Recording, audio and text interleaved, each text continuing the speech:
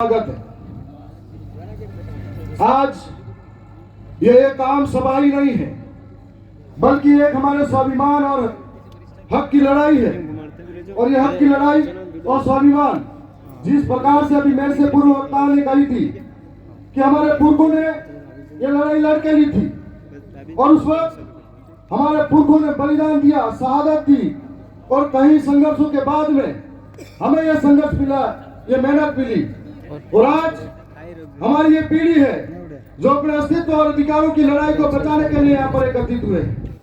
हमने शुरुआत की थी बांसवाड़ा से होते हुए उदयपुर तक आए।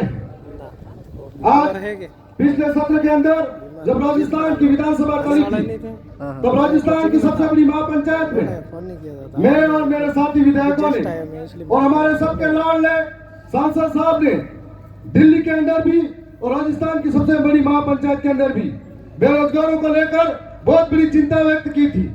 हमें मालूम है कि प्रदेश की सरकार जिस प्रकार से बड़े बड़े वादे करके सरकार सत्ता में आई, तब कहा था कि युवाओं के लिए भूभर्तियां निकालेंगे।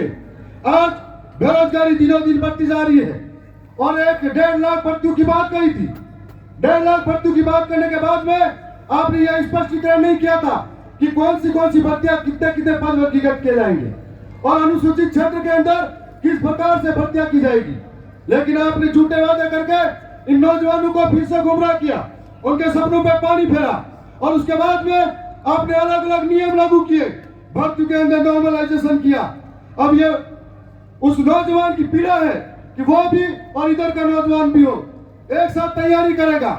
तैयारी के बाद में कोई अलग शिफ्ट में है तो कोई अलग शिफ्ट में है और उसके बाद में नॉर्मलाइजेशन के अंदर पहली शिफ्ट वाले को 20 नंबर कम और दूसरी शिफ्ट वाले को 30 नंबर ज्यादा।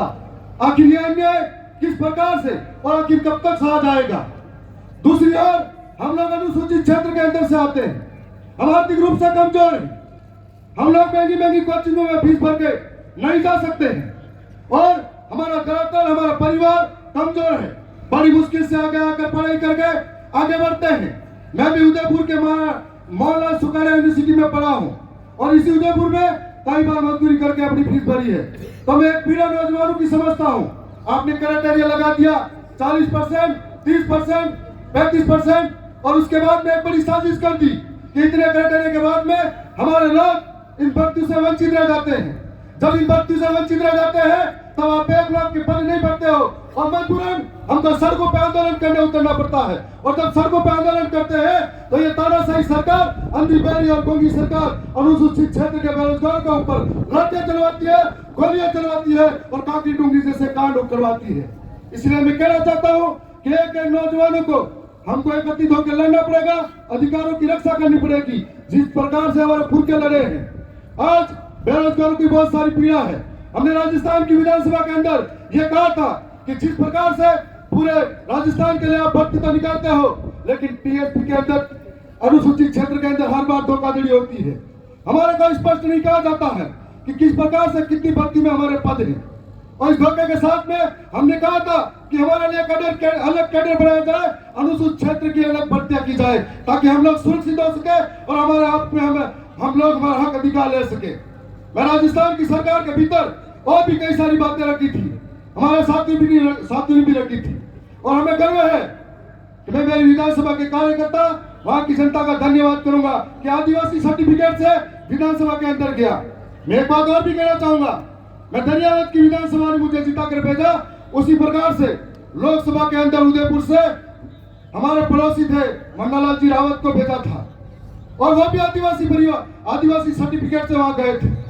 फर्क इतना है कि मैं वहां जाकर शिक्षा के लिए बोला, वो पाखंड के लिए बोला।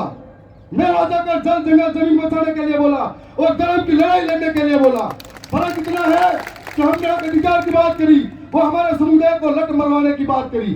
फर्क सिर्फ इतना है, वो उसने धर्म की लड़ाई लड़ी, हमने नौजवानों के पीड़ा को आगे ले जाने का काम किया और आज इस लड़ाई को आगे ले जाने का हम काम कर रहे हैं। लेकिन आज जनता सब देख रही है, अपनी पागलपंती की हद इतनी बढ़ गई है कि जो लोग उसके साथ में रहे उन्हें जंगलों से विस्थापित करने की बात करने लगे। हमारे 84 के लाल राजकुमार जी जब दिल्ली की संसद के अंदर पूरे देश के लिए गरजते हैं तो उन्हें इतना चिड़चिड़ापन हो जाता है कि आज आए दिन कई तरीके की बातें रखते हैं। राजस्थान की सरकार के अंदर भी, और ये देश की सरकार है जो बीजेपी की सोच है, जब जब हम हक के लिए बोले हो तो आदिवासी को मारने की बात करी हो या नक्सलवादी के ठप्पे लगाए गए हैं। आने वाले समय में एक एक नौजवान इस बात को समझ रहा है, एक एक नौजवान इस बात को देख रहा है।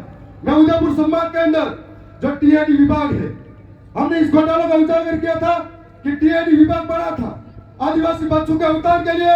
जो गरीब बच्चे हैं हॉस्टल में पढ़ेंगे, पौष्टिक पोषण मिलेगा, लेकिन किस तरीके से भ्रष्टाचार चरम पर है और किस तरीके से भ्रष्टाचार इन मंत्रियों के अंदर और इस राजस्थान सरकार के जितने भी अफसर है उनकी नस नस में भरा हुआ है। और इस तरीके से घटिया पोषण हम बच्चों को वितरित करते हैं। पता नहीं कौन सा पाउडर का दूध है कि नहीं है, जो गाय भैंसों का चरा के दूध पीता है उसको घटिया सामग्री इस्तेमाल करते हैं। जब राजस्थान की विधानसभा के अंदर मेरे 4 साथियों ने हमने प्रदर्शन किया था तो आज उनकी नस दबाने के लिए राजस्थान के सरकार ने उनके जान पेटाने का कार्य शुरू कर दिया है। मैं यह भी कहना चाहूंगा, उदयपुर संभाग के अंदर बहुत सारे ऐसे अधिकारी हैं जो इन बीजेपी के लोगों के इशारों पर काम करते हैं। कभी कभी मुझे लगता है सरकार तो पर्ची से बड़ी थी, पर कुछ अधिकारी भी पर्ची से बड़े हो ऐसा लगता है। और आज कहना चाहूंगा कि जो अभी उनके इशारों पर चल रहे हैं, संभल के रहना, अगली सरकार किसकी बनेगी ये हमारा आपका बाप तय करेगा। और आने वाला समय नजदीक है। मैं यह भी कहना चाहूंगा कि आदिवासी इलाके के अंदर जो आदिवासी वन अधिनियम कानून बने नहीं, वन में रहे, जंगल में रहे, जब ये जंगल में कानून बने नहीं, उससे पहले से ही जंगल में रहे, इस जमीन पर रहे, जब इस देश का नाम भारत नहीं था, जब संविधान नहीं बना था, वन अधिकार कानून नहीं बने थे, लेकिन आज बाहरी कंपनी को आपके फायदे के लिए अंदर घुसा रहे हो, आदिवासी को बेदखल कर रहे हो, आदिवासी माफ नहीं करेगा और आदिवासी को बेदखल कर रहे हो। यदि बाहरी कंपनी को जमीनें दे सकते हो तो क्या इस आदिवासी जंगल में रह रहा उसको नहीं दे सकते हो? वन अधिनियम 2006 जिसके अंदर फरवरी 2019 को कोर्ट का जजमेंट था कि अधिनियम के तहत आदिवासी को पट्टे दिए जाए जो आदिवासी वर्षों से जंगल में रह रहा है। और हम आदिवासी जंगल को नुकसान नहीं करते हैं। झूठे नारे लगाने वाली सरकार, पेड़ लगा के सेल्फी लेने वाली सरकार आज पूरे जंगल को आग से आग के हवाले कर रही है। और आज ये कहना देना चाहता हूं कि कई ऐसी बात है जो आदिवासी अब पढ़ा लिखा है, समझदार है और समझ रहा है, आने वाले समय में एक एक बात का जवाब दिया जाएगा। मैं साथ साथ में यह भी कहना चाहूंगा कि उदयपुर संभाग के अंदर कई लोग ऐसे बैठे हुए हैं, जब झोपड़ी से निकल के आए थे तो लोगों ने भरोसा किया था और आज झोपड़ी वालों के घर भूल गए। उन झोपड़ी वालों को फिर से उनकी बस्ती में बैठो और वो कैमरामैन जिन्होंने वो झोपड़ी का फोटो दिखाया था, एक बार फिर से जाओ, घर के पीछे 3 मंजिला इमारत खड़ी हो रही, वो भी फोटो दिखा के आओ। और उदयपुर के अंदर कहां कहां होटल चल रही है, वो आदिवासियों के पैसों से चल रही है, हमें सब मालूम है, क्योंकि हमने जनता ने इस काम के लिए भेजा है कि आगे आकर ऐसे ऐसे जो भ्रष्टाचारी है उनकी नाक में दम करना है। आने वाले समय में आप निश्चित तौर पर समझना, मैं भी बेरोजगार था, दर दर की ठोकरें खाकर उदयपुर शहर में दर दर घुमा था। मैं एक एक पीड़ा को समझता हूँ। मैं थावर चंडामा आपसे वादा कर रहा हूँ कि अगली बार फिर से राजस्थान की सरकार चलेगी, तब राजस्थान की सरकार में इस पर की 25 सरकार का आप नाक में दम कर दूंगा, इतना आपको वादा दिलाना चाहता हूँ। आपकी हर एक बात को राजस्थान की सरकार के सामने ले जाऊंगा, चाहे वो सरकार अंधी हो, डरी हो या गूंगी हो, उनके सामने आपकी पीड़ा को लेकर जाऊंगा। किस प्रकार से 4 साल तक भर्ती के लिए इंतजार करवाते, छात्रवृत्ति के नाम पर हमारे साथ धोखा हो रहा है और सरकारी योजनाओं की स्कूटियां तुल खा रही है, ये सारी चीजें हमारी आंखों के सामने। आज फिर से लड़ाई है, जो लड़ाई एक बहुत बड़ा जन आंदोलन है। ये जन आंदोलन उदयपुर के अंदर हो रहा है, लेकिन अंधी पैरी सरकार को देखना चाहिए, सुनना चाहिए इनकी पीड़ा को।